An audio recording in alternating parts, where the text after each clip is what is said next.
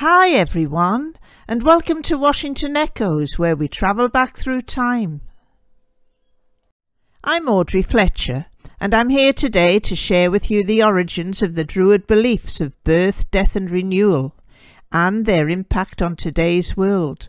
I'm also including a special reference to Washington Village. We begin with the Anglo-Saxon hamlet of Weshan. Weshan translates into Geordie as Weshan, as in Washington. The Old Anglo-Saxon Weshan is a descriptive place name and translates as a washing place, meaning a body of water or marshy place. A later derivation of Weshan by the Anglo-Saxons was Wessing, meaning soaking, and it is from this that Wessington sprang. Following the end of the last ice age, the previously locked-up glacial ice began to melt as temperatures rose, causing a rise in sea levels and soaking previously dry land. Indeed, much of eastern Durham was marshland.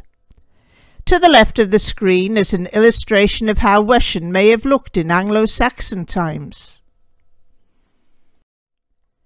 The numerous hills around Weshan were formed from glacial moraine during the meltdown of the last ice age. That is, piles of sand and stones were dumped to form hills when the glacier began its retreat.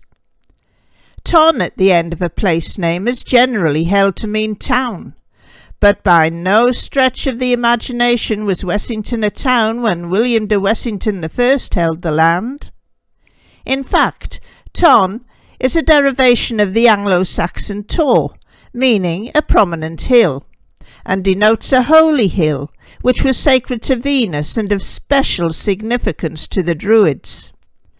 One such hill is that upon which the current Washington Village Church stands, a hill which originally extended down to the Washington Beck, now in a culvert under the road, on its western and southern sides.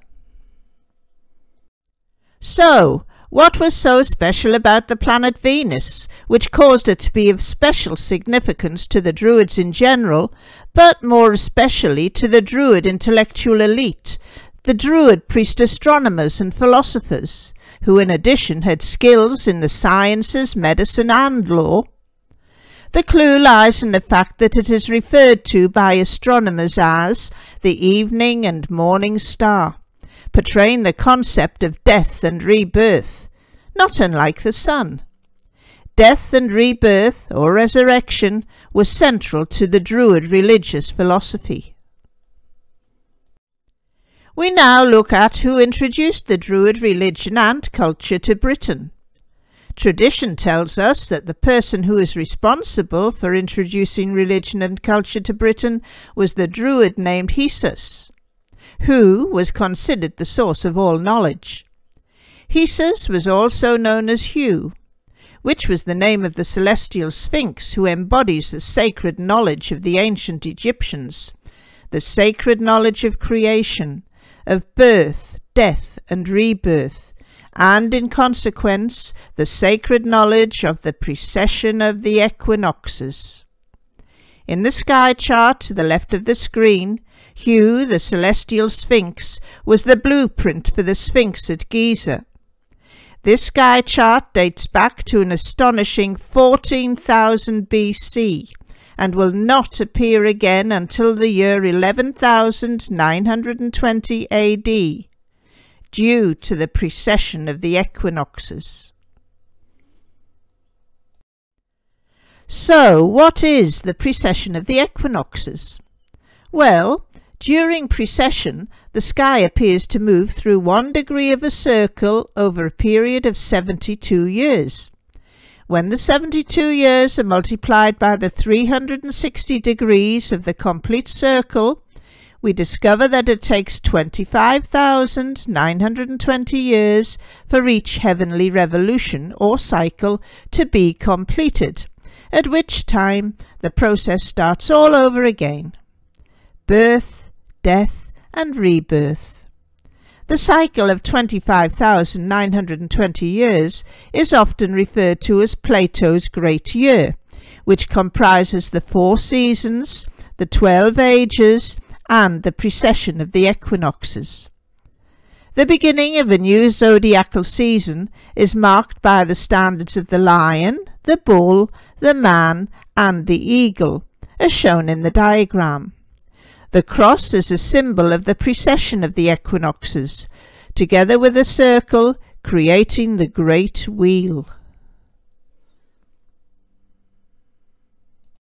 Druid leadership was not confined to men. There were also Druid priestesses. Like their male counterparts, they were part of the intellectual elite. They were astronomers, philosophers, and on occasion warriors, who in addition had skills in the sciences, medicine, and law. They shared the sacred knowledge of birth, death, and rebirth, and in consequence the sacred knowledge of the precession of the equinoxes. Perhaps the most famous known Druid priestess was Queen Boadicea of the Iceni tribe, who led an unsuccessful revolt against the Roman armies about 60 AD. The Druidesses worshipped goddesses, and, depending on their function, they held feasts in their honour in different seasons of the year. Perhaps the most well known is the goddess Brigid, as she was later adopted into the Christian Church as Saint Bridget. The Celtic goddess Brigantia, or Bridget, was the guardian or protector of the pre-Roman Brigantes nation in northern England. In winter she was the serpent goddess of the underworld and death.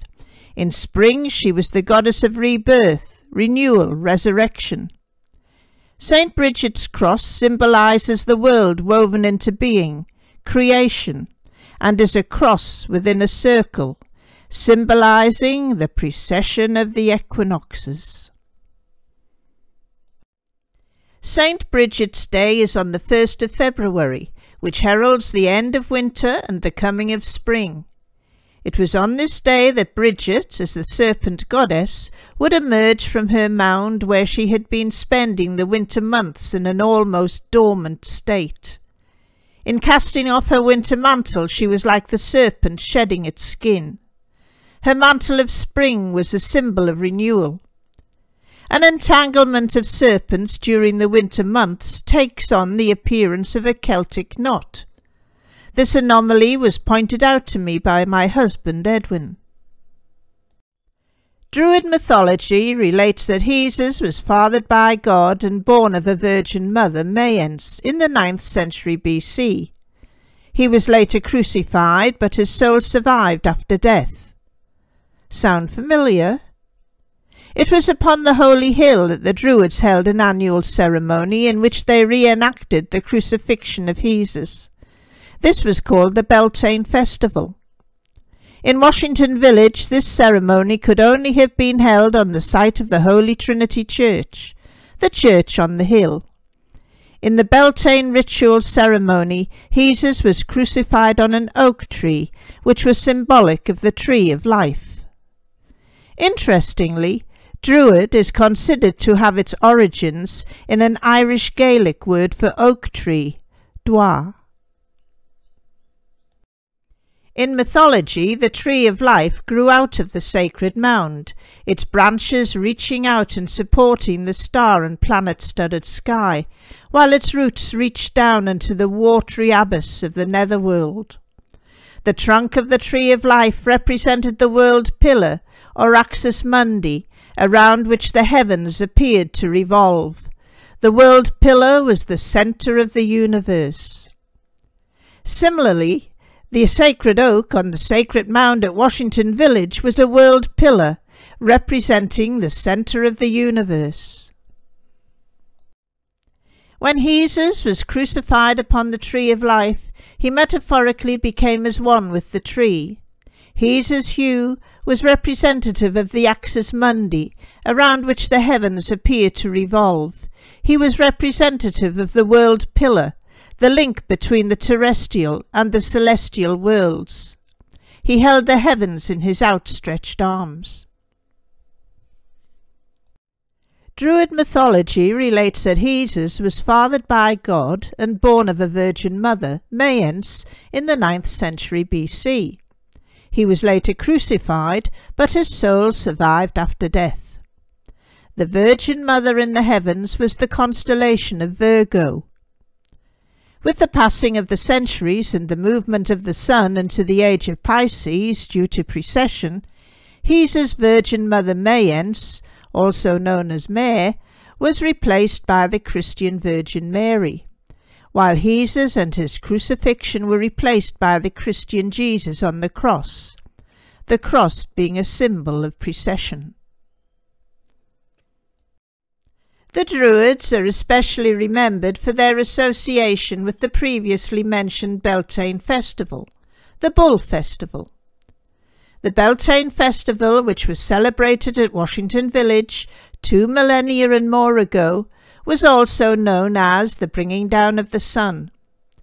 This is a reference to an astronomical event which occurred on the 21st of September 4468 BC, when the autumn equinox of the Sun was in conjunction with the Milky Way. This conjunction initialized the movement of the Sun out of the age of Gemini and into the age of Taurus. This event is known as the precession of the equinoxes. The bonfires which celebrated the Beltane festival on Old May Day at Washington Village originated in the observance of the Sun passing from one age of the zodiac to the next. During this time, only the intellectual elite, the Druid priest and priestess astronomers, would have been allowed to be initiated into and share a secret of such magnitude, the secret of precession. In the diagram to the right of the screen, you can follow the precession of the equinoxes and their impact on various cultures and their literature. Taurus the bull in the Minoan culture, Aries the ram in the Old Testament, and Pisces the fish in the New Testament. The Beltane festival encoded the sacred knowledge of the precession of the equinoxes, which was first discovered by a long-lost and long-forgotten civilization preceding the ancient Egyptians and dating back 16,000 years. It was they who charted the heavens and created the ground plan for Giza. Let us look again to the stars and the sky chart, which can only have been created by the remote ancient Egyptians. It holds the secret of precession, the zodiacal season markers, the standards of the lion, the man, the bull, and the eagle. The Sphinx at Giza has the body of a lion and the face of a man. He is the embodiment of two standards of precession, the lion and the man. Behind him at Giza is a third standard of precession, the eagle, represented by the three pyramids. Helwan, Memphis and Saqqara represent the fourth standard of precession, the standard of the bull, while the cross represents the precession of the equinoxes, like in the diagram on the previous slide. Today we are the children of the pyramids. From pyramids to Druids to pit heaps, we are the heirs to the lost secrets of ancient Egypt. The pit heaps in Washington were like the echo of a collective memory. It was a long-lost civilization who preceded the ancient Egyptians that discovered the secret of precession. It was they who mapped the heavens.